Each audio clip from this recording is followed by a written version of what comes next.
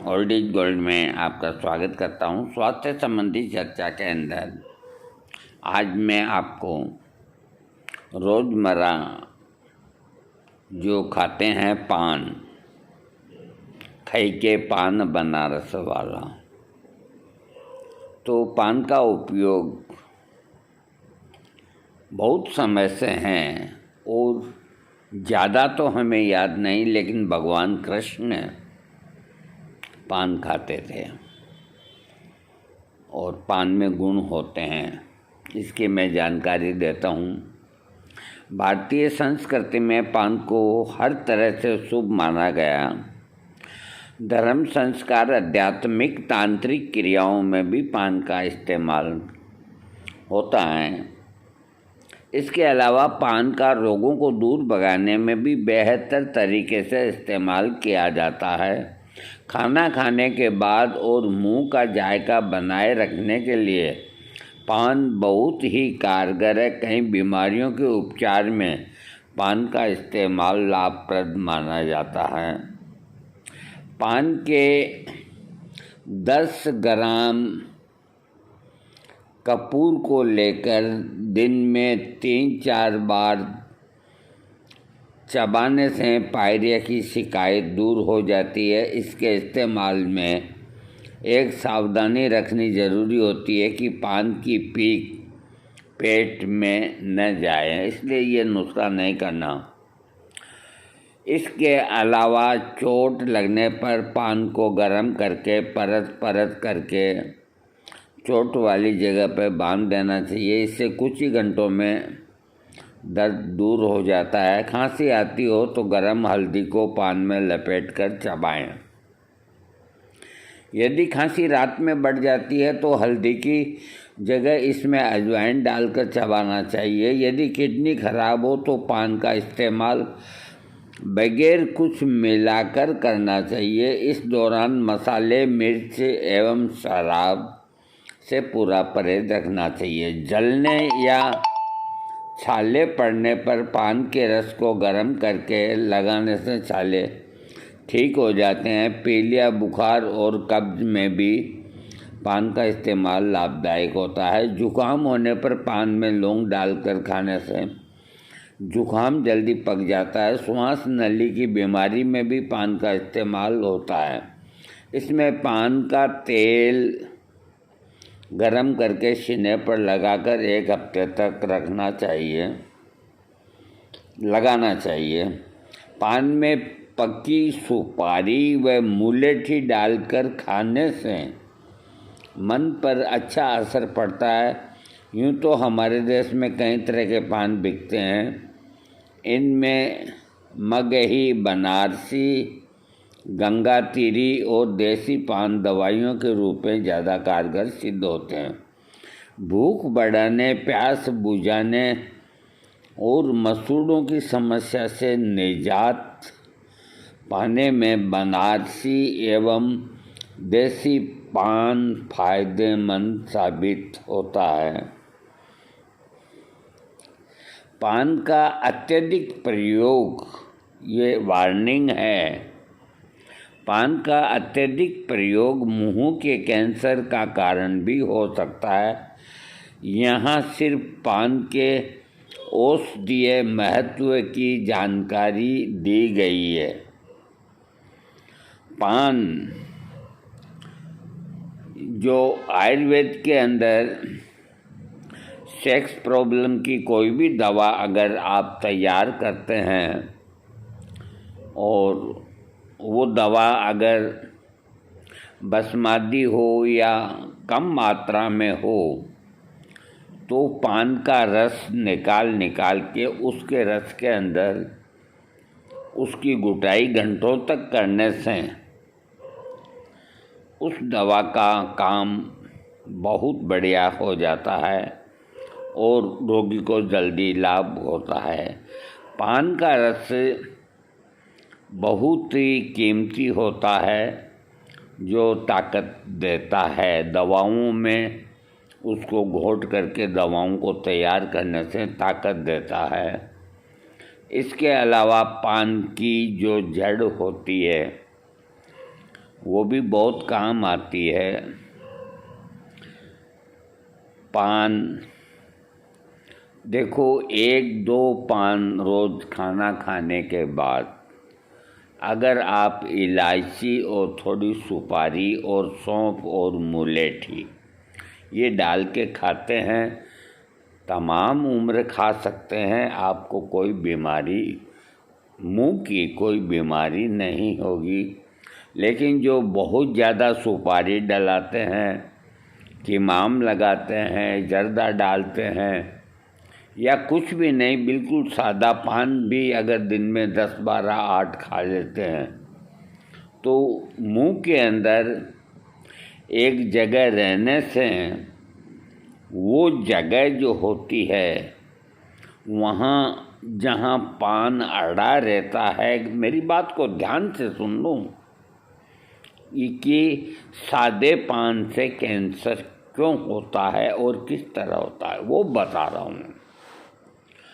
जैसे सादा पान आप बाकायदा मेरे बताए अनुसार मुलेठी और सौंफ और सुपारी वगैरह डाल के सादा पान, ये सुबह शाम कहा है मैंने।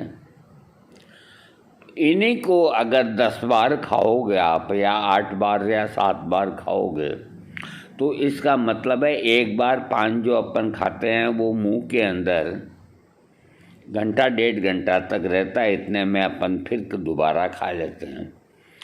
तो कोई इस साइड में रखता है, कोई इस साइड के अंदर रखता है पान को। तो जिस साइड में, मान लीजिए दाहिनी साइड में रखता है, तो यहाँ का जो अंदर का मांस है, उस मांस के पान यूँ रहता है, तो वो मांस है जो उसको पूरी ऑक्सीजन और रक्त सप्लाई नहीं मिलती। उसकी जो बारीक बारीक नसें होती है इसके अंदर की, तो यहाँ पान आने से उनकी सप्लाई के अंदर रुकावट होती है और आगे जाकर के परिणाम के अंदर वो जगह कमज़ोर होकर के, भगवान न करे, कैंसर का रूप बन जाता है। तो हर चीज़ की अति तो बुरी होती है। कोई भी चीज़ ले लो, दुनिया की अच्छी से अच्छी चीज़ ले लो, अति खराब होती है। हर चीज़ का एक पैमाना होता है, पैमाने के हिसाब से चलोगे तो आप कभी ज़िंदगी के अंदर तकलीफ़ नहीं पाएंगे। खाने का भी एक होता है कि ये नहीं कि आज किसी के यहाँ खाना खाने गए, 10 पकवान ज़्यादा बने और ठूस ठूस के खा लिया, कि रोज़ थोड़ा ही मिलता है ये खाना, और फिर घर पे आके कोई अजवाइन की फक्की लगाता है, कोई सेंधा नमक की लगाता है, कोई उल्टी करता है, कोई हाय तौबा करता है। तो ऐसा नहीं करें। आप जहाँ भी खाना खाने जाएं, अपने घर पे जो खाना खाते हैं वजन में उतना ही खाना खाएं, इससे अधिक नहीं खाएं।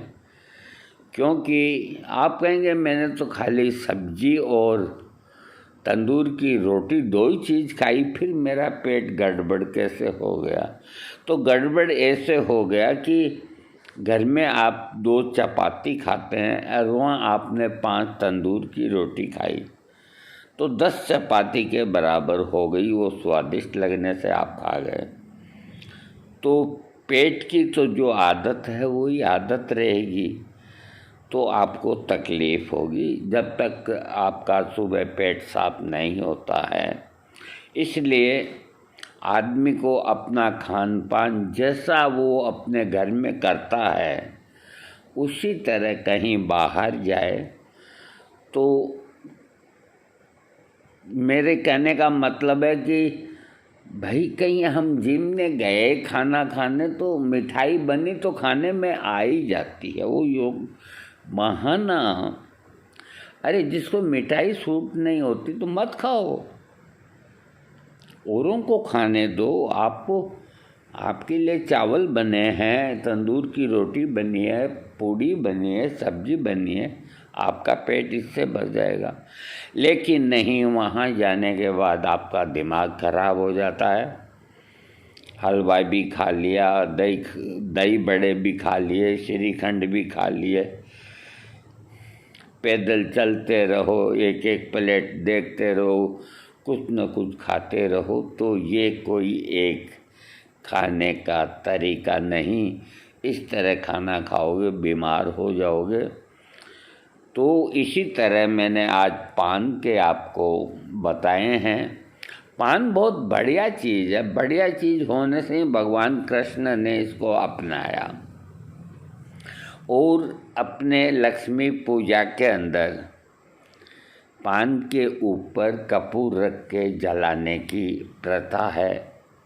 देखो, अपन लोग लाखों रुपए, हजारों रुपए खर्च कर देते हैं और लक्ष्मी पूजन के वक्त जो सामग्री आती है पंसारी से, पंसारी बेईमान होते हैं, तो वो उसमें जो आपको सामग्री में कपूर रखेगा पान में रखने के लिए, वो बिल्कुल नकली और सस्ता और केमिकल का कपूर होता है।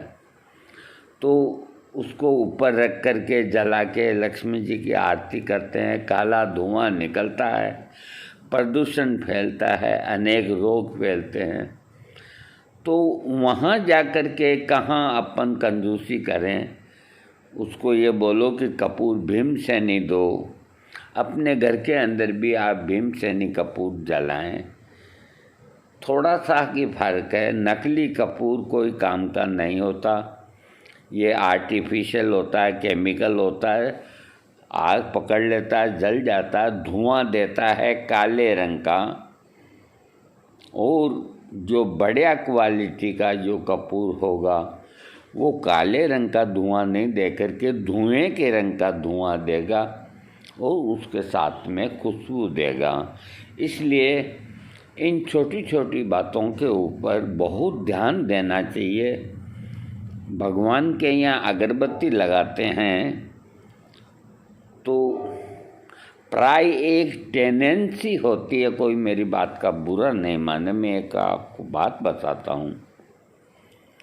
मंदिरों में जाते हैं, वहाँ पे कोई भीख मांगने वाला बैठा है, कोई ढोल बजाने वाला बैठा है, अपना हाथ अपनी जेब में जाता है तो हाथ के अंदर 1 रुपये का सिक्का आता है, 5 रुपये का भी आता है, तो उनको निकाल के और उसमें से 1 रुपया है उसको देते हैं।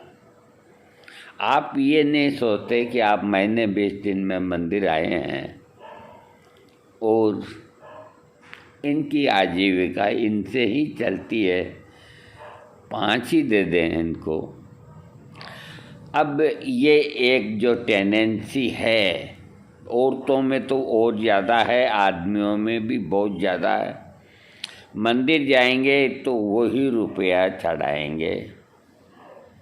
वो तो अच्छा है कि 1 रुपये के 2 पीस नहीं हो पाते, बाकी कोशिश तो यही रहती है, जेबें टटोलते हैं कि भाई 1 रुपया मिले, फिर मजबूरी में 5 का नोट ही होता तो चढ़ाना पड़ता है।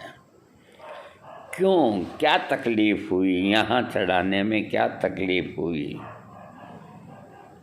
कोई तकलीफ़ नहीं होती। ये एक आदमी की नेचर होती है, जहाँ देना चाहिए वहाँ नहीं देते। अरे घरों के अंदर जब खाना बनता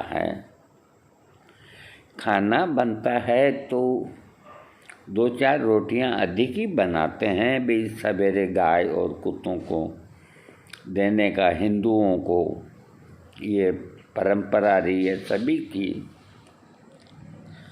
तो वो रोटियां, जैसे मान लीजिए एक रोटी वहाँ से लेकर के बाहर गेट तक जा कर के कुत्ते को आ करके डालनी है। कुत्ता तो आपकी रसोई में नहीं आएगा ना। एक इतने से एक आलस की वजह से जब वो रोटियां 2-3 दिन की इकट्ठी हो जाती है और सूख जाती है, तब ले जा कर के टब भर के और कुत्तों को, गायों को डालते हैं। बेचारे भूखे मरते, क्या करें, खाएंगे। अरे रोज़ का रोज़ ही डाल दो,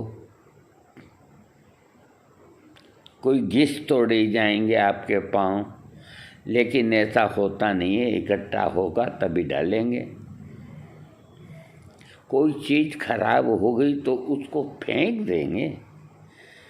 ये नहीं कि घर के अंदर पोछे वाली भी आती है, बर्तन वाली भी आती है, और अपने को पता है कि आज हम जो पपीता लाए या तरबूज लाए सब ने खा लिया, ये बचा हुआ पड़ा है, अरे उसको दे दो।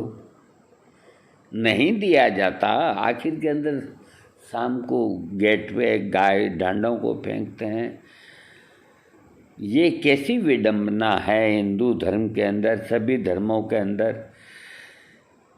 मैं इस बारे में ज़्यादा नहीं बोलूँगा क्योंकि वीडियो बड़ा बनता है। लेकिन देखो, ये जो छोटी छोटी बातें हैं इन पे ध्यान देना चाहिए। आ रहे हैं और कोई आदमी इशारा करता है कि मेरे को सहारा देके खड़ा कर दो, रुक जाना चाहिए, उसको खड़ा कर देना चाहिए। क्या घिस जाता है आपका हमारा, लेकिन हम फट से निकल जाते हैं उसके पास। भगवान का मंदिर आता है तो सैल्यूट मार के ही निकल जाते हैं मोटरसाइकिल से। वो तो नहीं कहते हमें सैल्यूट मारो। तो ये फालतू का दिखावा करना ठीक नहीं। मंदिर जाओ, खूब प्रेम से जाओ, नतमस्तक हो, भगवान के हाथ जोड़ो, 5-10 मिनट वहाँ गुजारो, उनके घर के अंदर गुजारो। किन के घर के अंदर? अरे तुम्हारे दड़बे के अंदर तो रात दिन रहते हो। वहाँ क्या है? दड़बा है। जिंदगी पूरी करनी, 2 टाइम रोटी खानी, गृहस्थी को चलाना। और 10 मिनट के लिए मंदिर जाते हो तो 3 मिनट में भाग के आ जाते हो। क्यों? वहाँ बेंचें लगी हुई है और है, सर्दी का टाइम है, थोड़ी धूप खाइए। भगत लोग आते हैं, देखते हैं, करते हैं। भगवान के मंदिर में 10-20 मिनट बैठना चाहिए, कुछ न कुछ देखते रहना चाहिए। कोई भूखा है, प्यासा है, कोई क्या कर रहा है, कोई क्या कर रहा है। इंसान का एक काम नहीं है कि मंदिर गए, घंटी बजाई, 2 रुपए चढ़ाए और तिलक लगाया और 1 मिनट में ही मोटरसाइकिल पे बैठ के, यानी कि 5 मिनट में तो सारा काम ही संपन्न। मैं मंदिर हुए देखो, हाँ, भगवान को आप जाकर के निरखो, उनसे अरदास करो, उनसे प्रार्थना करो, उनसे विनती करो कि हे बाबा, हे हनुमान जी महाराज, मैं बहुत दुख पाया हूँ। अब तो मेरा हिसाब बराबर हो गया होगा। अपनी थोड़ी कृपा की दृष्टि मुझ पे डालो। मेरा ये संकट, हे बाबा, आप ही काट सकते हो। तो इसको दादागिरी से नहीं कहना चाहिए। एक भावुक आंखें भर के मन के अंदर, वो दाता हैं, वो दाता हैं, हम भिखारी हैं उनके। उनसे हमें मांगना है तो कोई से कोई चीज़ जब मांगनी है, वो चाहे देवता हो चाहे इंसान हो, रिक्वेस्ट करके ही मांगनी चाहिए। 10 मिनट ज़्यादा लगे, कोई पहले मांगने वाले हैं तो उनको फ्री होने दो। इन छोटी छोटी बातों के ऊपर खूब ध्यान रखना चाहिए। अभी बहुत गर्मी है, घर के अंदर मेरे 2-3 पेड़ हैं, तो कोई काम आपसे नहीं होता है ना। तो आप में अगर अक्ल है तो आप वो काम दूसरों से फ्री में करा सकते हो। तो पोतियों को कह करके एक एक पेड़ के ऊपर एक एक हांडी रख करके उनमें रोज़ पानी सुबह के वक्त, वो पढ़ाई करती है, उनको याद नहीं रहता, याद दिलाना पड़ता है कि बेटा इनमें नल आ गया, पानी भर दो। चिड़िया पानी पी लेती है, गिलहरी पानी पी लेती है। इस गर्मी में अपन कितनी बार पीते हैं, कभी शरबत पीते हैं, कभी कोका कोला पीते हैं। अरे ये पक्षी, इनको पानी चाहिए, कुछ भी नहीं चाहिए, तो इनका आपको करना कुछ भी नहीं है, रोज़ जाके भर दो। तो ये जो छोटे छोटे काम हैं, ये बहुत ही महत्वपूर्ण हैं और यही आपके साथ जाएंगे और कोई चीज़ आपके साथ नहीं जाएगी। ये जो आप अपने शरीर से जो करेंगे, दूसरों के प्रति, जीव मात्र के प्रति दया की भावना जिस मनुष्य में है, वो मनुष्य भगवान के तुल्य होता है। इसमें कोई दो राय नहीं। थैंक्स।